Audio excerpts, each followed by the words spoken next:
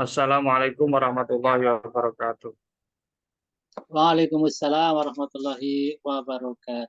Alhamdulillahirabbil alamin wassalatu wassalamu ala asyrafil anbiya'i wal mursalin wa ala alihi wa ashabihi ajmain amma ba'd. Allahumma faqihna fid din wa 'allimna ta'wil. Amin amin ya rabbal alamin. Alhamdulillah pada malam hari ini kita bisa bertemu kembali di kajian kitab Bulughul Maram. Pada malam hari ini kita akan mengkaji beberapa hadis ya yang ada dalam bab al-masajid.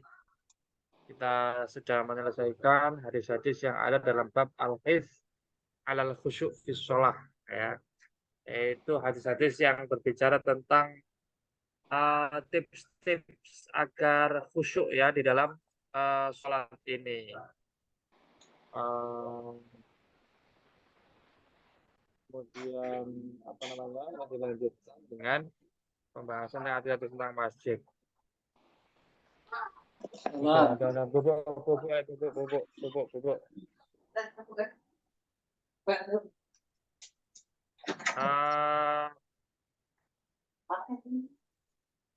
Sebelum kita mulai, mari kita baca suratul Fatihah ya. Kita hadiahkan pertama kepada Rasulullah SAW. Kemudian lainnya kita juga hadiahkan kepada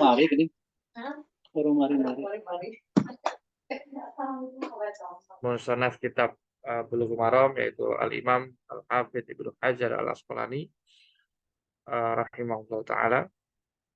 Al-Fatihah. A'udzubillahi minasyaitonir rajim. Bismillahirrahmanirrahim. Alhamdulillahirabbil alamin arrahmanir rahim maliki yaumiddin. Iyyaka na'budu wa iyyaka nasta'in ihdinas siratal mustaqim. Siratal ladzina an'amta 'alaihim ghairil maghdubi 'alaihim waladdallin. Amin.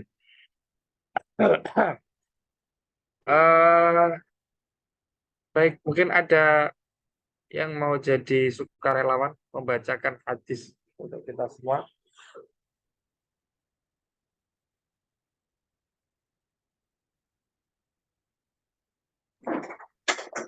Hadis nomor yang pertama bab masjid-masjid.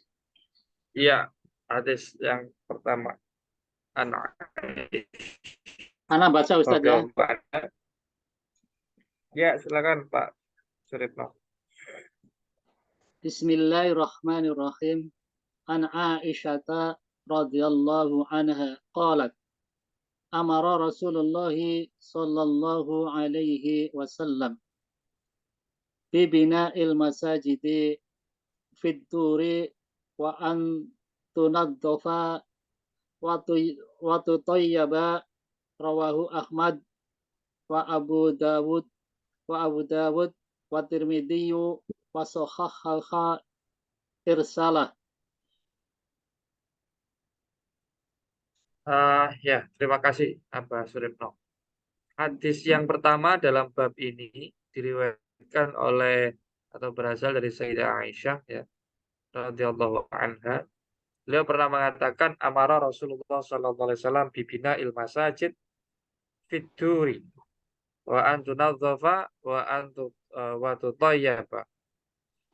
Rasulullah memerintahkan ya untuk dibangun masjid-masjid di perkampungan-perkampungan. Ya. Ad-dur ini bisa jadi artinya adalah di tengah rumah-rumah ya masyarakat warga. Bisa juga diartikan sebagai al-buyut ya kamar-kamar. Di antara kamar-kamar itu ada yang dijadikan tempat sholat. Wa antunadzafa wa tutayyaba dan beliau memerintahkan untuk ya agar masjid-masjid itu dibersihkan wa tutayyaba dan diberi wewangian. Rawahu Ahmadu, hadis ini diriwayatkan oleh Imam Ahmad, wa Abu Dawud dan Imam Abu Dawud, wa Tirmidzi dan Imam At-Tirmidzi. Wa sahhaha irsalahu dan Imam At-Tirmidzi ya menilai sahih ya hadis ini kalau diriwayatkan secara mursal. Ya, kalau diriwayatkan secara marfu berarti bisa dipahami ya tidak sahih. Sahih. Kita akan coba lihat kualitasnya dulu ya. Ada keterangan menarik. Eh, apa namanya? Muhakik kitab ini ya, yaitu Dr. Mahir Yasin Al-Fahl itu menilai hadis ini dhaif. Uktulifa fi waslihi wa irsali.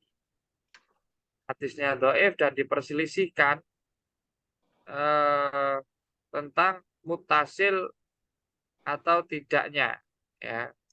Ada yang mengatakan hadis ini mursal.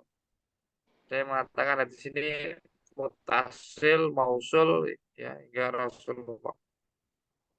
Warajihu al-akhir. Yang kuat adalah yang terakhir. Bahwa hadis ini adalah mursal. Maka rawahu kullun min Malik bin Sa'ir wa huwa la ba'sa bi idza lam yukhalif kama inda Ibnu Khuzaimah bin Tahqiqi wa Ibnu Majah wa Zaidah Ibnu Qudamah inda Ibnu Majah wa Abi Dawud wa Abi Ya'la wa Ibnu Hibban wa Amir bin Shalih wa matrukul hadis inda Tirmidzi wal Uqaili fi dhu'afa wa Ibnu Adi fil Kamil wal Baghawi. Salah satuhum an Hisham an abihi an Aisyah mausulan. Wa khalafa Waqi' bin Jarrah inda bin Abi Syaibah wa abdah makrunan ma'awaki inda At-Tirmidzi wal Uqaili wa Sufyan ibn Uyainah inda Tirmidzi. Fa ula salah satuhum rawahu an Hisham bin Urwah an abihi anna Nabiyya sallallahu alaihi wasallam amara mursalan. Waqad rajaha riwayat al-irsal kibaru ahlil ilmi minhum Ahmad wa Abu Hatim wa Daruqutni wa Tirmidzi wal Uqaili wal Bazzar. Nah, hadis ini diperselisihkan ya, apakah mursal. Mursal ini artinya eh, ada perawi di tingkat sahabat yang hilang ya. Mursalun min sahabi sakot ya. Al-Baikuni bahwa yang namanya hadis mursal itu adalah hadis yang perawi level sahabatnya itu hilang. Kebalikan dari mursal adalah ya mausul. Mausul ini artinya genep ya, tersambung melalui adanya seorang sahabat. Nah, para ulama ini berbeda pendapat karena ada dua versi ya. Ada jalur periwayatan yang di sana disebutkan sahabatnya. Kalau di sini Sayyidah Aisyah gitu ya. Nah, di riwayat jalur yang lain itu tidak, ya, tidak. Kalau dalam riwayat At-Tirmidzi, Al-Uqaili, Ibnu Adi dan Al-Baghawi ya. Ini diriwayatkan secara mausulan ya. Eh diriwayatkan dari Hisham. Hisham ini anak dari Urwah ya. Urwah ini anak dari Zubair ibnul Awam gitu ya. Nah, keponakannya Sayyidah Aisyah ya, keponakan Sayyidah Aisyah.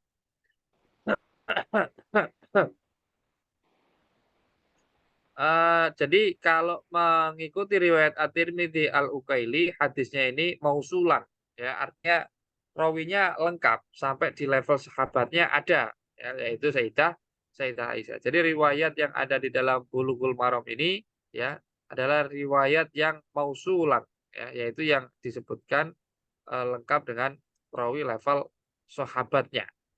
Tetapi ada ya riwayat yang lain yang tidak disebutkan nama sahabatnya. Ya, misalnya riwayatnya Ibnu Abi Syaibah.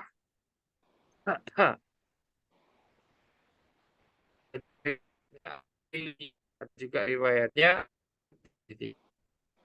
Nah, dalam riwayat yang terakhir ini disebutkan an Hisham ibni Urwata an abihi anna nabiyya.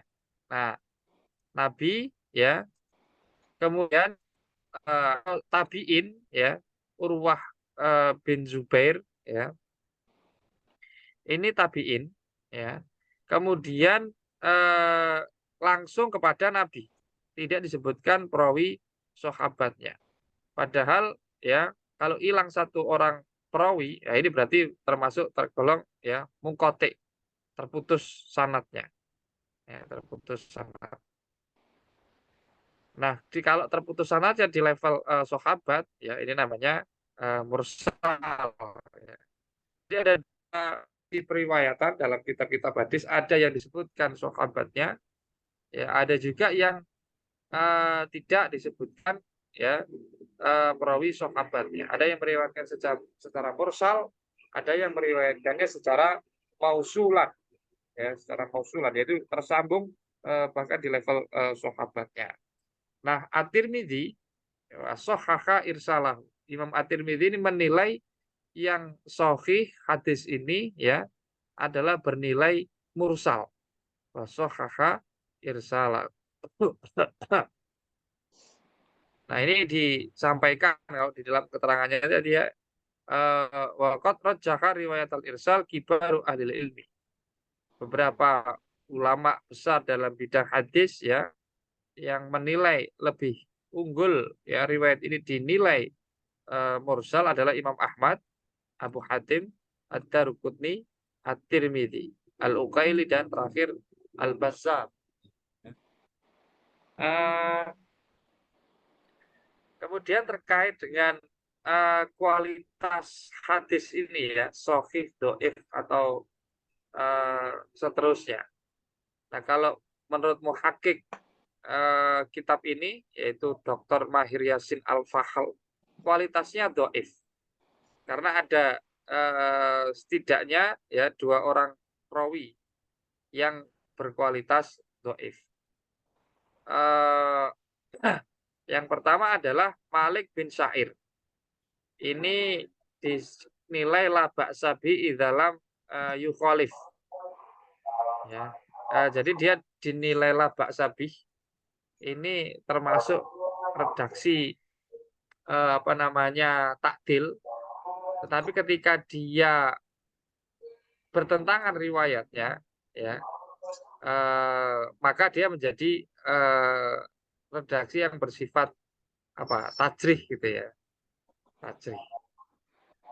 Tapi nanti ada keterangan di bawahnya bahwa Malik bin Sa'ir ini ya riwayatnya bertentangan dengan Waqi' bin Jarrah, sehingga ya apa namanya Malik bin Sa'ir ini pada akhirnya dinilai apa namanya bermasalah begitu ya. Tidak menjadi labak sabihi lagi tapi derajatnya turun ya, menjadi lebih buruk secara lebih terjarah gitu ya. Kedua adalah seorang perawi bernama Amir bin Sholih, wa huwa matrukul hadis. Matrukul hadis ini apa namanya gelar yang apa menunjukkan bahwa hadisnya ya matruk. Matruk ini secara bahasa ya ditinggalkan gitu ya, menunjukkan kedhaifan perawinya. Ya, ada beberapa kategori apa namanya hadis yang sangat buruk gitu ya. Untuk apakah kategori hadis dhaif. Yang paling dhaif, yang paling buruk ya tentu saja adalah hadis maudhu ya. Kemudian ada apa namanya? Muttaham bil kadzab ya. Ada juga yang mungkar dan terakhir adalah matruk ya. Matruk ini jarak yang cukup buruk juga. Nah, intinya alasan-alasan inilah keberadaan perawi inilah yang menyebabkan ya Dr. Mahir Al-Fakhal ini menilai kualitas hadis ini ya adalah dhaif. Ya. Oke, kita mungkin bisa simpulkan hadisnya dhaif. Terus apa yang bisa diambil dari gitu ya. Apakah dengan hadis ini dhaif kemudian langsung dibuang saja ya, tidak diambil faedahnya? Oh, ternyata tidak begitu ya. hadis ini dhaif, ya kesimpulannya. Tetapi hadis ini masih bisa diambil, ya apa namanya, kandungannya, ya diambil kandungannya. Nah, dalam konteks ini para ulama menjadikan hadis ini sebagai dasar anjuran atau kesunahan, ya bukan sebuah kewajiban, tapi anjuran atau kesunahan. Dalam redaksi hadis tadi ya, amara Rasulullah SAW bibina masajid fituri. Kalau dalam Maktabah Syamilah ya, teksnya ad-dauri. Sepertinya ya lebih enak kalau dibaca adur, ya. Adur ini jamak dari kata adar, ya. Ya apa namanya, maknanya ya rumah-rumah begitu. Ada apa namanya, beberapa tafsir, ya. Yaitu yang pertama yang eh, terkait dengan lafadz adur ini. Ada yang menafsirkan bahwa sunnah ya membangun masjid di apa, daerah perumahan atau perkampungan, di mana di sana banyak rumah, banyak orang gitu ya. Sunnah untuk dibangun masjid. Ada juga yang menafsirkan al-masajid fitur ini ya di dalam rumah-rumah. Artinya setiap rumah itu punya masjidnya sendiri-sendiri, punya tempat sholatnya sendiri-sendiri. Kalau di kita mungkin ya musola lah, musola di dalam rumah. Kalau masjid kan konotasinya kalau di kita sekarang ini masjid ya bangunan ya di yang tempat ibadah sholat itu ya di luar rumah. Nah, masjid ini secara bahasa kan ya tempat bersujud, ya tempat sholat. Nah, ini bisa ditafsirkan dua-duanya. Masjid ini bisa berarti tempat sujud saja, bisa jadi artinya adalah memang masjid bangunan yang khusus ya untuk sholat berjamaah itu. Nah, kata adur itu bisa berarti rumah-rumah, ya, yang artinya berada di antara rumah-rumah. Bisa jadi artinya masjid-masjid itu adalah di dalam rumah. Ya, artinya tadi itu ya, berarti ada anjuran perintah untuk membangun masjid di setiap perkampungan, komplek perumahan, dan seterusnya. Ada juga yang memahami bahwa dianjurkan setiap rumah itu punya musola, ya, punya musola, tempat tempat sujud ya, masjid. Nah, kata amaro Rasulullah, ada kata amaro ya. Kalau kita lihat syarahnya, amaro ini ya tidak bernilai wajib. Perintahnya tidak bernilai wajib, tapi bernilai sunnah saja ya, sunnah saja. Agaknya ini karena dipengaruhi ya. Mengapa ditafsirkan sunnah? Karena dipengaruhi kualitas hadis ini yang dinilai doif tadi, ya, dinilai doif. Jadi bisa dipahami ya bahwa hadis kalau konteksnya adalah hadis doif itu masih dipakai ya sebagai dasar untuk apa, amalan sunnah, ya amalan sunnah. Ya seperti hadis ini gitu ya.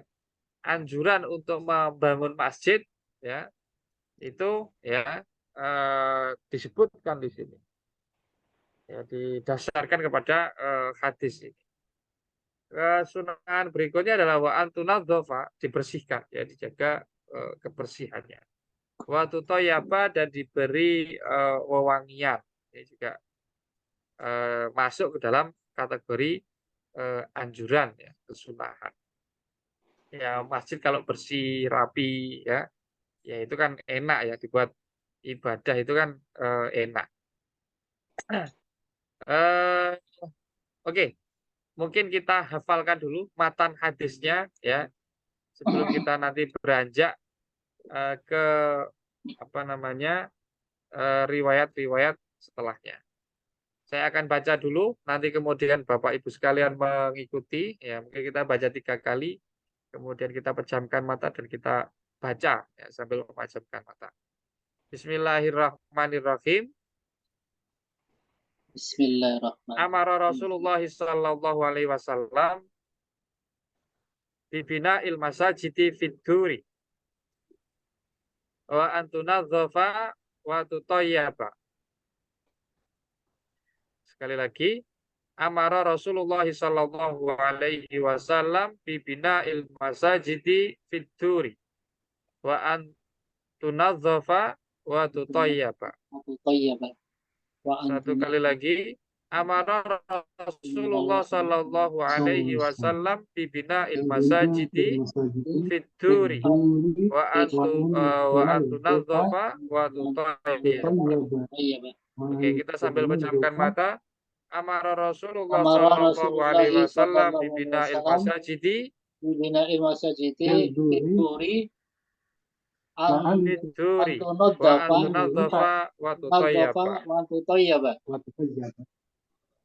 Antunadzafa Ya, jadi kitabul masajid atau babul masajid ini menjelaskan ya tentang hadis-hadis yang berkaitan dengan masjid ya. Di hadis pertama ini intinya ya adalah anjuran untuk membangun masjid.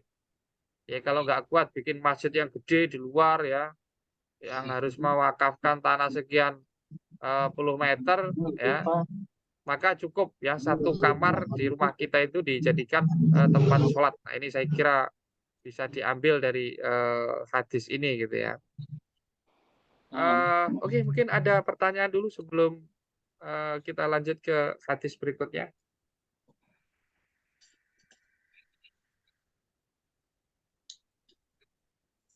Nah, ini bukan pertanyaan, mungkin prakteknya saja Ustaz. Jadi walaupun ini hadisnya bernilai sebagian ulama dhaif, tapi prakteknya banyak orang yang bikin musola di rumah. Iya, iya, Jadi betul. artinya mereka sudah mementingkan memisahkan satu kamar untuk musola sendiri. Iya, Kalau rumahnya iya, gede, iya, itu kalau ada yang sudah seperti itu, alhamdulillah bagus itu. iya. Kalau di kampung-kampung rata-rata Begitulah gitu. Pak Suripto. Iya, iya betul. Ada satu kamar khusus gitu ya. Untuk sholat ya. Kalau di kota rumahnya cuma 2 kamar buat anak satu. Iya. Kalau di kota biasanya rumah-rumah perumahan ya, Iya, kamarnya cuma 2, satu buat orang tuanya, satu buat anak. iya. Ya terpaksa sholatnya di kamar lah, nggak apa-apa sama aja. Iya, Nggak iya. apa-apa. Ya ini juga bukan kewajiban Abah Suripto. Iya, Anjuran saja ya. Kalau anjurannya. kita lihat di syarahnya misalnya di Subulus Salam ya, dikatakan eh, wal amru bil bina linnadbi ya, bahwa eh, perintah untuk membangun ini bernilai najab mandub ya atau sunnah. Likoli aina ma'adrok katka as-sholah fasolli ya. Karena ada hadis lain yang menegaskan ya, ketika engkau menemukan sholat ya, maka laksanakanlah dimanapun kau berada ya. Nah, Jadi nggak harus di masjid ya, nggak harus di bangunan khusus, nggak ya, dimanapun bisa. Artinya kalau itu tadi kamar tidur bisa dipakai sholat ya, di situ juga nggak masalah gitu ya. iya. Itu saya kira.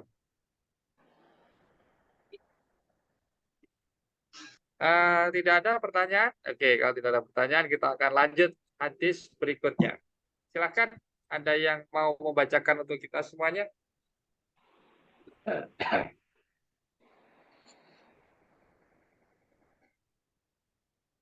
Bisa, Ustaz. Silakan, mungkin ada yang ingin ada yang mau membacakan untuk kita hadis yang kedua Ini ini. dibaca, Wa an Ustaz. Abi Hurairah. Ya, Ustaz. Bisa. Fadol, Oke. silahkan. Wa an Abi Hurairah radhiyallahu anhu qala Rasulullah sallallahu alaihi wasallam qatalallahu al-yahuda ittakhadhu qubur anbiya'ihim masajida muttafaqun alaihi wa zada Muslim wan Nasara. Baik, terima kasih Mas Iqbal. Hadis kedua yang berkaitan dengan masjid ini diriwayatkan dari sahabat Abu Hurairah radhiyallahu anhu. Rasulullah pernah mengatakan qatalallahul yahuda ittakhadhu qubur anbiya'ihim masajida. Redaksinya qatalahumullah, qatalallah gitu ya. Qatalallahul yahuda. Qatala di sini kalau secara tekstual ya diambil dari kata qatala yaktulu, qatala yuqatilu gitu ya, membunuh atau memerangi. Ya itu asal katanya gitu ya. Tetapi kalau kita baca syarahnya ya, qatala ini maknanya adalah la'ana. Nah, ini unik sekali ya. Arti dari qatalallah ini adalah la'anallah gitu ya. Nah, ini adalah makna yang muncul ya akibat dari penafsiran. Penafsiran. Kalau yang memerangi Allah ya, artinya bukan berarti Allah bawa golok, bawa pedang, kemudian mendatangi orang itu, kemudian membunuhnya. Ya, bukan begitu gitu ya. Atau orang itu berperang melawan Allah, dia bawa pedang, ya, kemudian hanggar dengan Allah Subhanahu Wa Taala, nggak begitu. Arti dari qatallallah ini adalah Allah melaknatnya, ya, Allah melaknat. Di sini dikatakan ya qatalallahul yahuda, Allah melaknat orang-orang Yahudi. Ya, tentu saja ini bukan seluruh orang Yahudi pastinya ya. Ba'dul Yahud yang dilaknat oleh Allah. Karena kalau Jami'ul Yahud misalnya, nabi-nabi itu banyak yang Yahudi. Ya, dari bangsa Yahudi. Nabi Isa, ya, Nabi Musa, Nabi Daud, Nabi Sulaiman, nah ini bangsa Yahudi. Yahudi sebagai bangsa. Ya, kalau kita lihat ya, kata al-Yahud itu ada dua pengertian. Ada Yahudi dalam konteks sebagai ras, sebagai bangsa, suku gitu ya. Ada Yahudi ini sebagai agama, ya, Judaism. Nah, yang dimaksud di sini siapa? Ya bisa dua-duanya. Bisa orang Yahudi, ya, artinya orang yang rasnya, sukunya Yahudi, bisa juga orang yang beragama Yahudi, ya. Nah, kenapa tadi tidak di apa namanya maknai seluruh Yahudi? Salah satunya adalah karena tadi ya Yahudi itu kalau dimaknai sebagai bangsa, nabi-nabi itu juga Yahudi. Masa Allah melaknat nabi-nabi seperti Nabi Isa, Nabi Musa, Nabi Sulaiman, Nabi kan nggak mungkin. Ya. Jadi ini ibaratnya adalah itlaqul kul ya iradatul juz ya, menyatakan seluruhnya seakan-akan ya, tetapi yang dimaksud adalah sebagian. Itlaqul kul iradatul juz. Nah, terutama siapa yang dilaknat oleh Allah, al-Yahud di sini adalah orang-orang yang menjadikan kuburan para nabi sebagai sesembahan, sebagai tempat sujud gitu ya. Sebagai sesuatu yang disujudi. Nah, ini lafat ittakhadhu qubur anbiya'i masajida, kita kalau kembali ke metode pemahaman hadis, ittakhadhu qubur anbiya'i masajida ini posisinya sebagai ya, ilat apa Allah apa kata qatallah ya, alasan dari itu. Ilatnya adalah ittakhadhu qubur anbiya'i masajida. Mengapa ini ditempatkan sebagai ilat ya? Karena di sini digunakan ya redaksi fasal. Nah, ini dalam ilmu balaghah ada istilah fasal, ada istilah wasl ya. Wasl atau menyambung kata ya, ini biasanya digunakan huruf sambung seperti wawu, summa, fa atau yang lain ya. Nah, ketika tidak digunakan kata sambung seperti itu ya, atau sifat ya dan seterusnya, maka ini dihukumi sebagai fasal ya. Ittakhadhu jumlah yang berbeda, tidak disambung dengan jumlah sebelumnya. Qatalallahul yahud. Nah, ketika redaksi pernyataan dalam bahasa Arab itu menggunakan metode fasal ini ya terpisah ya, jumlah yang terpisah tidak dikaitkan dengan jumlah sebelumnya atau kalimat sebelumnya, ini menunjukkan bahwa kalimat yang belakang itu adalah sebagai alasan ya bagi kalimat sebelumnya. Jadi mengapa mereka dilaknat? Karena mereka ittakhadhu qubur anbiya'ihim masajida. Ya, karena mereka menjadikan ya mengambil kuburan-kuburan nabi mereka sebagai masajida. Nah, masajida ini artinya apa? Ya, masajida ini ya jamak dari beberapa kemungkinannya, beberapa mufrad. Ada masjudun, bisa juga masjidun. Ya, masjidun bisa, masjidun juga bisa. Masjidun, masjidani, wah masajid gitu ya. Masjudun, masjudani, masjuduna, wah masajid. Nah, sama jamaknya juga mafa'il ya. Mafa'il itu adalah jamak dari ya kalimat isim yang mufradnya didahului oleh mim ya. Mim ziyadah maksudnya. Ya, masjidun maupun masjidun ini sama-sama didahului oleh huruf mim ziyadah. Jadi bisa dijamakan dengan masajid. Ini jamak ya sigat mutahal jumuk masajid ataupun masajid. Nah, kalau diartikan apa? Masajid jamak dari kata masjidun ya berarti tempat untuk beribadah, tempat untuk sujud gitu ya. Nah, kalau masjudun ya berarti kuburan-kuburan itu ya dijadikan kiblat untuk sujud ya, untuk sujud ketika mereka beribadah. Nah, ini adalah alasannya. Jadi menjadikan kuburan para nabi sebagai satu sesembahan ya. Yang kedua sebagai apa di sini katakan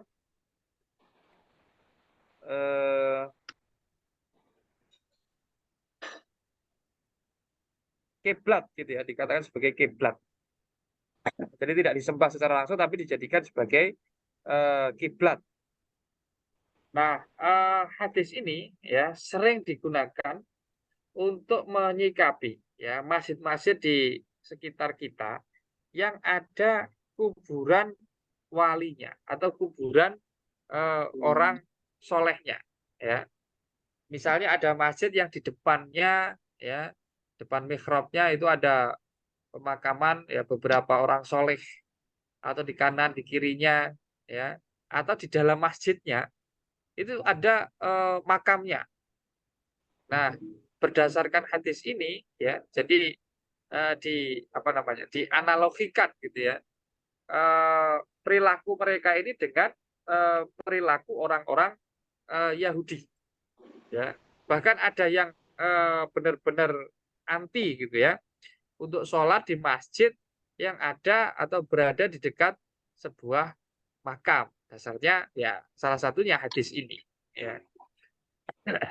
Nah, lalu yang penjelasan para ulama bagaimana terkait dengan masalah ini? Kalau ada orang solih, orang muslim ya. Ini kan hadisnya terkait dengan al-Yahud ya, wazada muslimun wan nasoro. Ada kalau dalam riwayat Muslim ditambahkan dan orang-orang Nasrani. Apakah berlaku juga ya seakan-akan ini kan mengkritik gitu ya praktiknya orang Yahudi dan orang Nasrani. Sebagian orang Yahudi dan sebagian orang Nasrani. Berarti kalau dikritik benarlah kalau diamalkan gitu. Nah, ketika itu adalah praktiknya orang Yahudi dan Nasrani, apakah orang Islam juga dilarang? Nah, ini kalau kita baca ya di syarahnya, ya dibaca di syarahnya, misalnya di Subul Salam ya, ada keterangan begini. Qala al-Baidhawi lama kanat al-yahudu wan nasara yasjuduna li kuburi anbiya'ihim ta'ziman li sya'nihim wa yaj'alunaha qiblatan yatawajjahuna fis sholati nahwaha ittakhadhuha awthanan. Imam Al-Baidawi mengatakan ketika orang-orang Yahudi dan orang-orang Nasrani sujud kepada makam-makam nabi-nabi mereka, takziman lisya'nihim, sebagai bentuk pengagungan terhadap derajat mereka, kemuliaan mereka, ya. Kemudian menjadikan kuburan-kuburan itu sebagai kiblat yang dihadapi, ya, ketika mereka sholat. Ittakhadhuha authanan, maka kesimpulannya ya sama dengan adalah mereka menjadikan kuburan-kuburan itu sebagai authanan, ya, berhala. La'anahumullah, maka Allah melaknati mereka.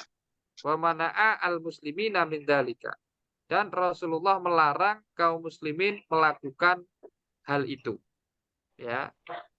Artinya sujud kepada kuburan Nabi sebagai bentuk takzim dan menjadikan kuburan itu sebagai kiblat, ya, sebagai kiblat ketika sholat. Nah, ini sama dengan menjadikan kuburan itu sebagai apa namanya tadi itu, ya, authanan. Kaum muslimin dilarang untuk melakukan hal semacam itu. Qala Imam Al-Baidawi mengatakan lagi, melanjutkan, ya, wa amman ittakhadha masjidan fi jiwari sholihin wa qasada at-tabarruka bil qurbi minhu la li ta'zimin lahu wa la li tawajjuhin nahwahu fala yadkhulu fi dzalikal wa'idi. Kalau ada orang, ya, yang menjadikan masjid atau membangun masjid fi jiwari sholihin, di samping makam orang solih, ya, wa qasada atabar bil qurbi minhu, dan dia meniatkan, ya, memaksudkan hanya untuk tabaruk bil qurbi minhu, yaitu mengambil keberkahan dengan bisa dekat, ya, dengan seorang yang solih. La li ta'zimin lahu, bukan berarti bukan bertujuan untuk mengagungkan makam tersebut, ya. Wala li tawajjuhin nahwa, dan juga tidak untuk dihadapi, dijadikan kiblat ketika sholat, ya. Falayat khulu fi dzalikal wa'idi, maka ini tidak masuk ke dalam, ya, ancaman dilaknat oleh Allah sebagaimana dalam keterangan hadis ini.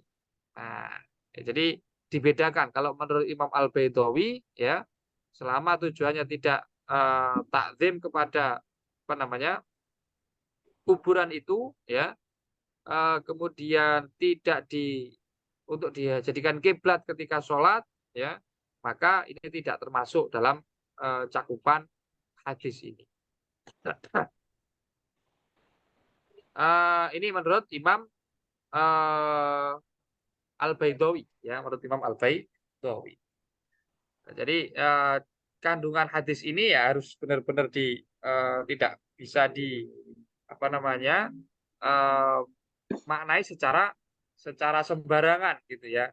Misalnya untuk menghukumi apa yang ada di sebagian masyarakat kita hari ini.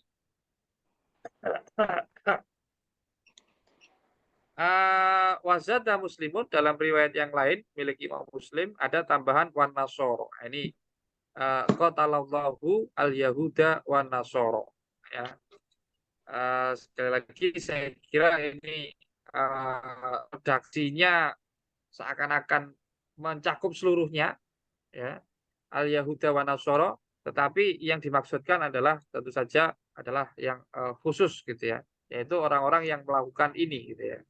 Nah, apakah benar misalnya orang-orang Yahudi dan orang-orang Nasrani menjadikan kuburan para nabi sebagai kiblat dan seterusnya? Ini perlu kajian sejarah, gitu, ya, saya kira.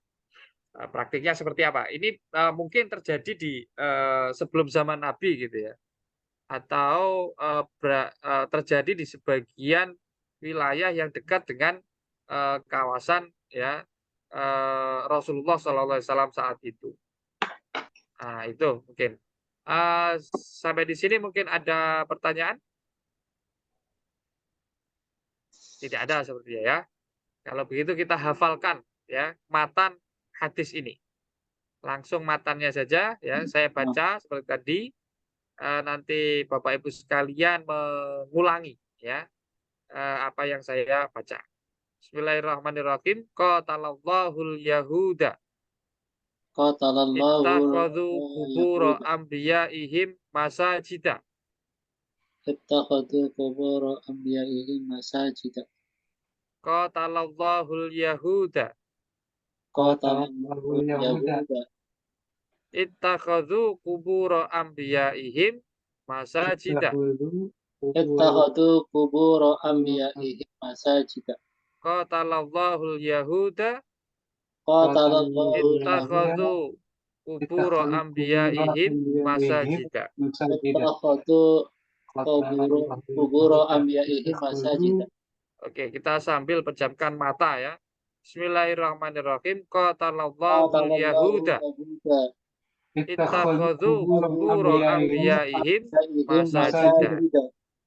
kubur anbiya'ihim ittakhadhu kubur anbiya'ihim masajid. Ya. Masajidu sama masaji itu sama Ustadz ya, itu sighah mutahal jumuk itu ya. Ya, apa Suripto gimana? Kan ada apa wazan yang mafa'ilu dengan mafa'ilu. Kalau yang kita Mafailu. masajidu ini kan masajid. Tapi kalau ada juga yang menggunakan masajidu gitu. Itu beda enggak? Ya. Sama apa? Sama-sama sighat muntahal jumuk. Iya. Ya. Tetapi biasanya kalau hurufnya lebih banyak, maknanya berarti lebih dalam. Jadi Iya. kalau ada masajid, berarti yang lebih dalam maknanya lebih maksimal ya adalah yang masajid, ya ada gitu ianya ya. gitu ya. Ya, ada ya-nya. Mafa'il. Iya. Naam. Syukran. Ya. Ya, sama-sama.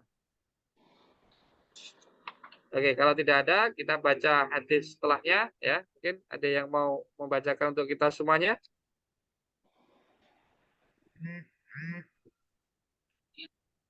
Mungkin yang belum ya. Siapa ini? Putri Naomi?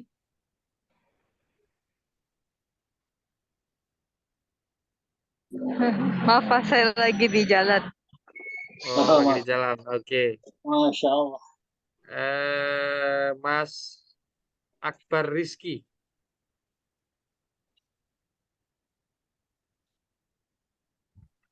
Ya, baik Ustaz. Apakah suaranya masuk? Silakan. Ya, sudah masuk. Ya.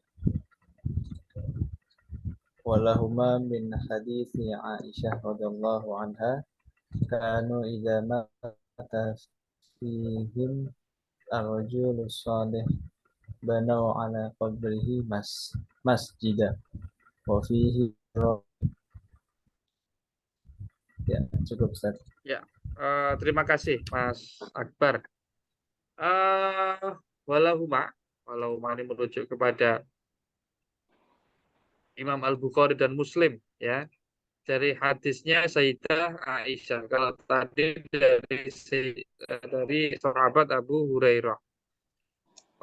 Ini masih berkaitan ya dengan tradisi budaya yang ada di kalangan ya umat terdahulu ya, yang ini dikomentari negatif oleh Rasulullah Shallallahu Alaihi Wasallam dan menganjurkan umat Islam tidak melakukannya. Nah, redaksinya adalah kan idza mata fihim ar-rajulu sholih banau ala qabrihi masjidan. Mereka maksudnya adalah al-Yahuda wan Nasara tadi, ketika ada orang solih yang meninggal dunia, orang suci gitu ya, yang meninggal dunia di kalangan mereka, banau ala qabrihi masjidah.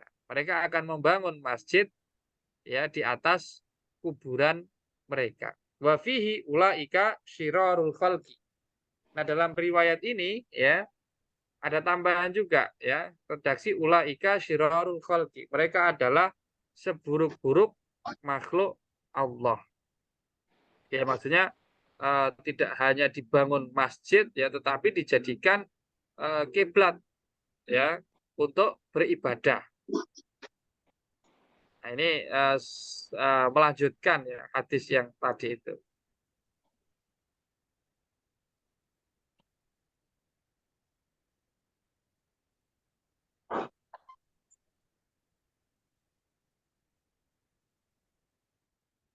Oke, hadis setelahnya silakan Mas Syamsuri mungkin mau membacakan untuk kita. Selanjutnya Bismillahirrahmanirrahim. Nah, yang oke. Wa an Abi Hurairah radhiyallahu anhu qala ba'atha an-nabiy sallallahu alaihi wasallam khailan faja'at birajulin farabatuhu bisariyati min sawari masjid. Haditha muttafaqun alaih. Terima kasih Mas Syamsuri. Hadis selanjutnya diriwayatkan dari sahabat Abu Hurairah radhiyallahu an. Beliau mengatakan begini, Ba'atha an-nabiyyu sallallahu alaihi wasallam khailan. Rasulullah mengutus, ini kalau kita maknai secara tekstual, mengutus kuda. Rasulullah mengutus kuda. Nah, ini kalau dimaknai seperti itu, ini kayak nggak masuk akal. Buat apa Rasulullah mengutus kuda? Emang kuda bisa diutus? Maksudnya adalah mengutus tentara berkuda gitu ya, untuk suatu misi ya. Jadi ba'atha ini artinya mengutus utusan manusia dari kalangan manusia gitu maksudnya. Biasanya untuk konteks perang atau yang lainnya. Nah, khailan ini bukan berarti dimanai benar-benar kuda ya, tetapi ya orang yang menunggang kuda atau pasukan apa namanya? Kavaleri gitu ya. Ini makanya kalau terjemahkan kita tidak bisa selalu tekstual gitu. Nah, Rasulullah mengutus seorang mengutus pasukan untuk berperang ya. Fajaat lalu pasukan itu datang. Birojulin membawa seorang laki-laki. Maksudnya sebagai tawanan. Setelah perang menang ya, musuhnya ditangkap, diikat ya, dibawa ke Madinah. Farobatuhu bisariyatin min sawaril masjidi. Lalu laki-laki ini ya yang ditangkap tadi itu diikat di salah satu tiang dari tiang-tiang masjid. Maksudnya bisa jadi ini adalah Masjid Nabawi gitu ya. Nah, siapa laki-laki ini? Tidak diketahui ya siapa nama laki-laki itu. Oh, ada keterangannya. Ar-rajul huwa Sumamah bin Asal. Namanya adalah Sumamah bin Asal. Nah, dia non-muslim saat itu. Ya, dia adalah orang musyrik ya yang berperang melawan orang Islam. Nah, dia ditawan. Kemudian diikat ya di dalam masjid. Rasulullah ya tidak mengingkari ya praktik sahabat tersebut. Ya. Nah, ini artinya adalah ikrar, takrir dari Rasulullah Shallallahu Alaihi Wasallam. Ada sahabat melakukan sesuatu, ya, kemudian Rasulullah tahu itu dan Rasulullah tidak mengingkari. Artinya Rasulullah ya mengakuinya, menerimanya, gitu ya. Nah, ini disebut sebagai hadis takriri yang semacam ini. Nah, di sini sifatnya rojulin ini, Utsumamah bin Asal ini, dia adalah musyrikin, ya, non Muslim. Nah, pertanyaannya adalah apakah boleh non Muslim itu masuk masjid? Nah, berdasarkan hadis ini, ya, para ulama mengambil kesimpulan bahwa boleh non Muslim, ya, orang musyrik, orang kafir, ya, itu masuk ke dalam masjid. Boleh-boleh saja, ya. Dasarnya apa? Dasarnya adalah ini. Pasukan yang dikirim oleh Rasulullah datang lagi ke Madinah dalam keadaan memenangkan pertempuran, ya. Lalu membawa tawanan. Tawanannya itu dibawa ke dalam masjid. Nah, mereka musyrik, mereka kafir. Nah, Rasulullah tidak menolaknya, ya. Rasulullah tidak menolaknya. Nah, padahal di dalam Al-Quran misalnya, ya, ada kata-kata fala yaqrabul masjidal haram, artinya orang-orang kafir itu hendaknya tidak mendekati Masjidil Haram, ya. Masjidil Haram ini ya selain Mekah ya Madinah gitu ya. Tetapi dalam hadis ini ternyata orang kafir ya dimasukkan ke dalam masjid dan Rasulullah tidak merasa keberatan gitu loh. Juga tidak memahami bahwasanya itu bertentangan dengan ayat ya layak robul masjidal haram. Nah, ini artinya hadis ini ya merupakan dalil yang cukup kuat gitu ya bahwa orang musyrik ya atau kafir boleh masuk masjid. Jadi tidak perlu dilarang misalnya. Oh, kamu ghairul muslimin. Jadi tidak boleh masuk masjid misalnya. Ya.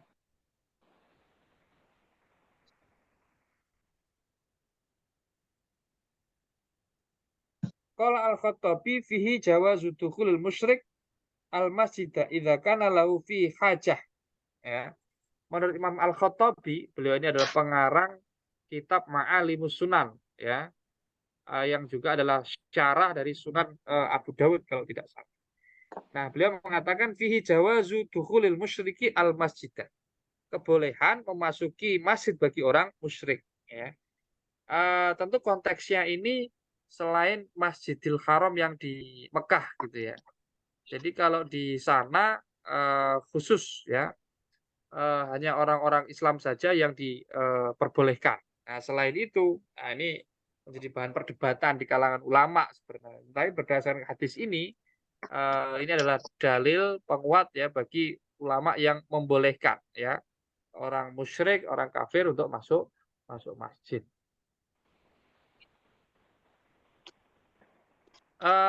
Oke, sampai di sini mungkin ada pertanyaan. Tadi saya yang di sebelum salam tadi wala yaqrabul masjidal haram itu maksudnya gimana lagi Ustaz? Ya, ini kita kembali ke perdebatan ulama dulu ya. Boleh nggak non Muslim itu masuk masjid? Ya, apakah boleh atau tidak? Ini para ulama berbeda pendapat. Ada ayat mengatakan innama ya'muru masajidallahi man amana billah. Ya, yang memakmurkan masjid-masjidnya Allah ya itu hanyalah orang-orang yang beriman. Ya, memakmurkan ini artinya apa ya? Termasuk di antaranya masuk masjid ya, meramaikan masjid, beribadah dalam masjid, membangun masjid dan seterusnya. Nah, di sini ada hasr ya, hanya orang-orang yang beriman. Ada yang memahami hasr ini ya bersifat mutlak ya, bahwa memang orang musyrik, orang kafir itu tidak diperkenankan masuk masjid. Dalam ayat tadi dikatakan masajidallah ya. Innama ya'muru masajidallah, masjid-masjidnya Allah. Jadi masjid manapun ini juga bersifat mutlak gitu ya. Entah Masjidil Haram, Mekah atau Madinah maupun masjid-masjid yang lain ya di muka bumi ini. Ada lanjutan ayatnya yang mengatakan ya fala yaqrabul masjidil haram, bahwa orang-orang kafir itu ya hendaknya tidak mendekati. Nah, dalam arti ya jangan sampai memasuki Masjidil Haram gitu ya.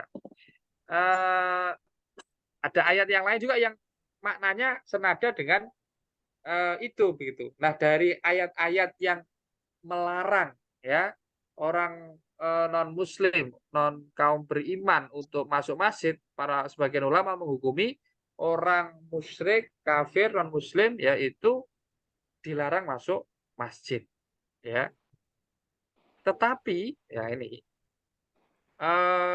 ada riwayat-riwayat yang lain ya, dalil-dalil yang lain baik itu Al-Qur'an maupun hadis Nabi yang menunjukkan sebaliknya. Prakteknya adalah sebaliknya. Artinya di zaman Nabi, orang kafir masuk masjid itu bukan hal yang asing atau sesuatu yang ditolak oleh Rasulullah Shallallahu Alaihi Wasallam. Misalnya ada terkait kisah ya dalam Sirah Nabawiyah itu terkait dengan wafdun Najran, ya, rombongan perwakilan, ya, dari orang-orang Nasrani dari daerah Najran. Najran ini sekarang masuknya Arab Saudi bagian selatan, ada di selatannya Mekah gitu ya, dekat dengan Yaman. Nah, dari dulu kawasan ini adalah kawasan yang dihuni oleh orang-orang Kristen, ya, orang-orang Nasrani. Suatu ketika orang-orang Nasrani ini di zaman Nabi datang kepada Nabi untuk berdialog masalah agama, masalah teologi. Ketika masuk waktu ibadah mereka, ya, dialognya ada di masjid, dilakukan di masjid, ya, di dalam Masjid Nabawi. Nah, ketika waktu ibadah mereka masuk, Rasulullah mempersilahkan mereka untuk beribadah di dalam Masjid Nabawi. Nah, hadis ini, riwayat semacam ini, ya, menunjukkan bahwa tidak semua masjid, ya, itu diberlakukan larangan, ya, orang kafir memasukinya. Kalau Masjidil Haram, ya, tetapi kalau masjid yang lain, ya tidak. Ya, tidak seperti itu. Nah, hadis yang lainnya adalah, ya, riwayat Abu Hurairah ini.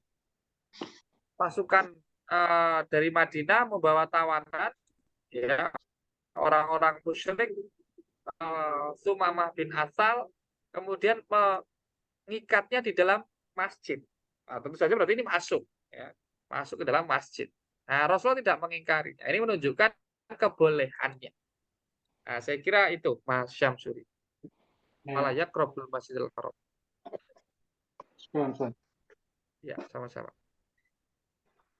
Baik, kalau tidak ada lagi pertanyaan, mungkin kita cukupkan, ya, kajian kita pada malam hari ini. Mari kita tutup dengan membaca suratul Fatihah.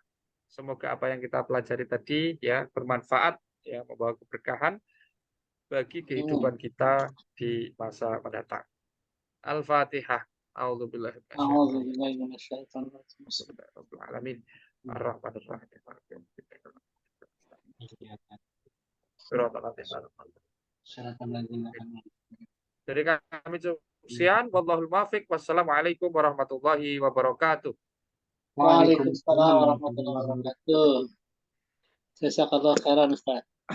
Ya, sama-sama.